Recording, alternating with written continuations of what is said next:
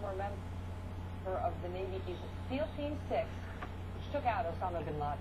As we told you earlier, the book is set to be released on September 11th. It is said to be an insider account of the raid that killed bin Laden, and it is co-authored by one of the first men through the door of the terror leader's hideout. He was there when bin Laden was killed. Federal authorities say they did not know anything about this book until they heard about it in press reports, and now they're concerned about what's in it and whether any classified information is about to get out. And there are questions that the Navy SEAL who wrote it could potentially be prosecuted.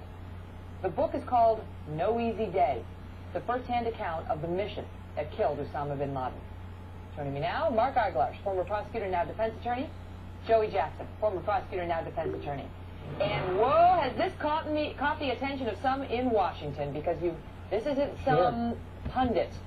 This guy was there.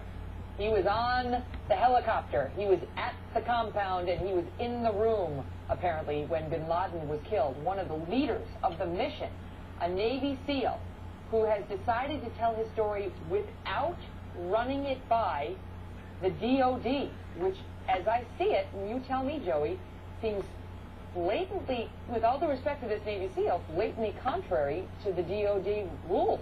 Oh, absolutely. You know, it's very surprising, Megan, because you would think, just based upon the culture of the Navy SEALs and all they do to protect and defend and to serve, that there would be that culture such that information would be protected and privileged at all costs. So the fact that a book is coming out in this regard is somewhat troubling. It's further troubling when you look at statutes, right? Federal laws that guard against this. You can look at the Espionage Act that talks about protecting classified information such that it's not distributed to the general public. And you could look at other acts like the Intelligence Act, which speaks to identifying covert officers. Now, to be clear and to be fair, we know it's going to be released on 9/11. We don't know precisely what it says. However, if there is information in there which is overly sensitive that involves national security, and if other people who are Navy SEALs are otherwise identified, not necessarily by name, Megan, but of and concerning, then it represents a problem for him. He uses pseudonyms, including for his own name. Yes.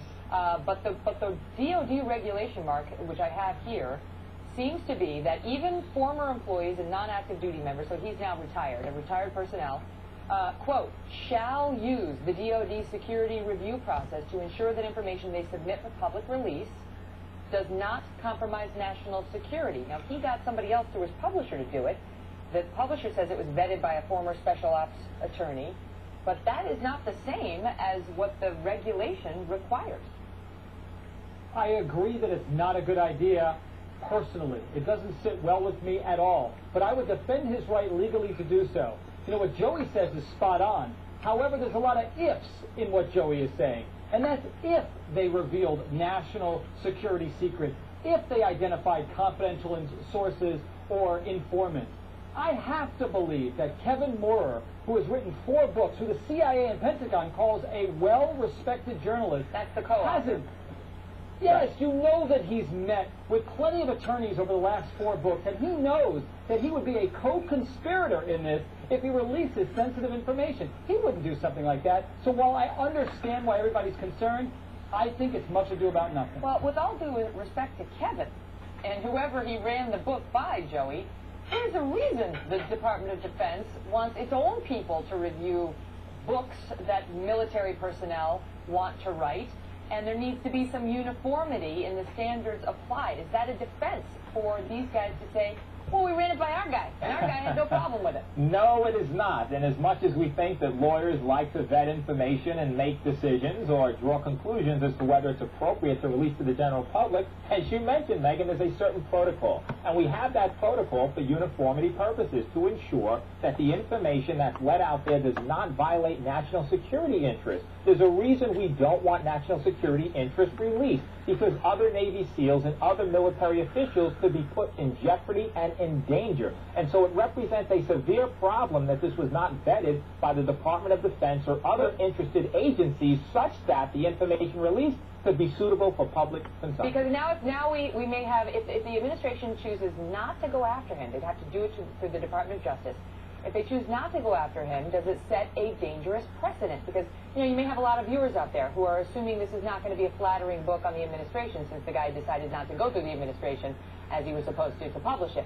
So maybe they like that because maybe they don't like this administration. Well, what happens in the next administration? What if it's a Republican president and it's a different guy? You know, there's a reason we have a precedent that's supposed to apply through all administrations, Mark. And, you know, is the DOJ setting a dangerous precedent if it doesn't go after him? No, I don't think so. Listen, again, I concede that if he was my client, he came to me originally, I'd say run it by them. But maybe he has his reasons.